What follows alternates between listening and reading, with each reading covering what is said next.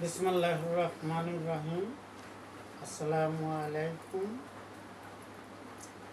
আমাদের হযরত মুহাম্মদ সাল্লাল্লাহু আলাইহি সাল্লাম হাসরের ময়দানে আসার বয়ান এর আগে অনেক বলছি। গতকাল আমি একটা ভিডিও করছি, যেমন আমাদের নবী সাহেব 27টি বছর মেরাজে কাটাইল।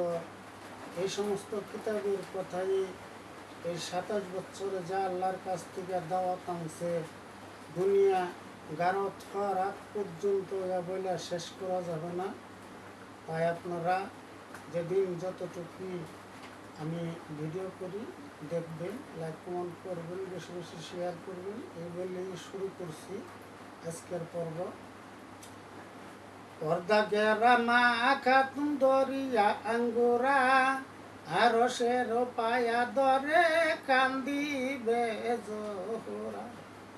উম্মতের দায়ে নবী হয়ে বেকারার, বাপ বেটি মিলে কেন্দে হবে যারে যার। হ্যাঁ সেদিনেতে হাসরেতে দরিয়ায় আঙ্গুরা, কেন্দে কেন্দে এ আরুজ করিবে জোহরা। করিয়া তো করবে তবে খাতুনে জান্নাত, আমারও শাদির দেনে ছিল এই অবাক। তোমারও শেরের সাথে শাদি মেরা দিলে, দেন মহর মর নাহি শুনাইলে।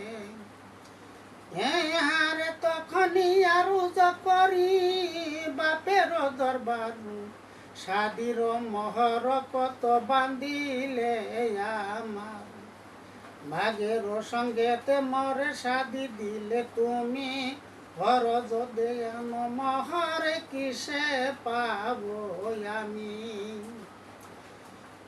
হারে যখন যে বাবা জানো কহিল আমায়, তোমার মহর আদায় রবে দর হগায়। আমি নাহি জানি কিছু মহর না কত, এলাহির কাছে তুমি পাবে মন মত।